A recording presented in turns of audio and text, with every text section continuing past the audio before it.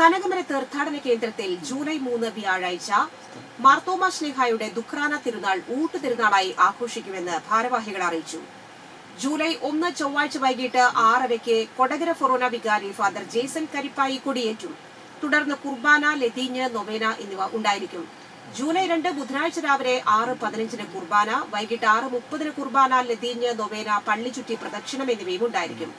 തിരുനാൾ ദിനമായ ജൂലൈ 3 രാവിലെ 7 ആഘോഷമായ തിരുനാൾ പാട്ടുകുർബാന, തുടർന്ന് ഊട്ടുവെഞ്ചിരിപ്പ്, 8 കുരിശുമുടിയിൽ കുർബാന, 10 ആഘോഷമായ റാസ കുർബാന, തുടർന്ന് തിരുനാൾ പ്രദക്ഷിണവും തിരുശേഷിപ്പ് വണക്കവും ഉണ്ടായിരിക്കും.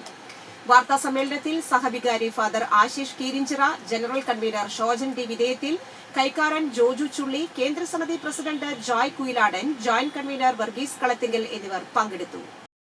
വ്യാഴാഴ്ച രാവിലെ ആഘോഷമായ 7 മണിക്ക് ആഘോഷമായ തിരുനാൾ കുർബാന, അതിനുശേഷം ഊട്ട് നേർച്ച വെഞ്ചിരിപ്പുണ്ടായിരിക്കും. 8 മണിക്ക് ദിവ്യബലി കനകമല മലയിൽ കനകമല മോളിൽ ഉണ്ടായിരിക്കും. അവിടെ മാർത്തോമാ ശ്ലീഹായുടെ നാമത്തിൽ സ്ഥാപിതമായ കുരിശുമുടിയിൽ അവിടെ വിശുദ്ധ കുർബാന 8 മണിക്ക് ഉണ്ടായിരിക്കും. ഒന്ന് സെന്റ് ആന്റണീസ് തീർത്ഥാടനകേന്ദ്രവും അതുപോലെ സെന്റ് തോമസ് കുരിശുമുടി തീർത്ഥാടനകേന്ദ്രം എന്ന 2 പേരിലാണ് അറിയപ്പെടുന്നത്. ഇന്ന് ഈ കൊല്ലം ഞങ്ങൾ കൂടുതൽ ആളുകളെ പ്രതീക്ഷിക്കുന്നുണ്ട്. കാരണം നല്ല റോഡുകളൊക്കെ ആയി ആളുകൾക്ക് വരാനുള്ള സൗകര്യമുണ്ട്. കൊടകര, മേച്ചറ, കനകമല, ചാലക്കുടി റൂട്ടിൽ നല്ല റൂട്ടുകളായിട്ട് അറിയപ്പെട്ടിട്ടുണ്ട്.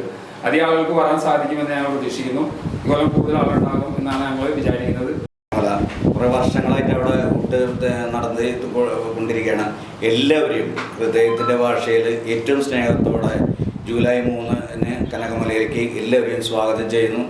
കേന്ദ്രത്തെ സംബന്ധിച്ചിടത്തോളം മാധ്യമപ്രവർത്തകരുടെ ഒരു സാന്നിധ്യം വളരെ നിർണായകമാണ്. എല്ലാ തലത്തിലും ഞങ്ങളോട് സഹകരിക്കുന്ന കൊടകര പ്രസ് ക്ലബിന് പ്രത്യേകം ഈ ഊട്ടുതിരുനാളിലേക്ക് ഏറെ സ്നേഹത്തോടെ ഇടവകയുടെ പേരിൽ ഞങ്ങൾ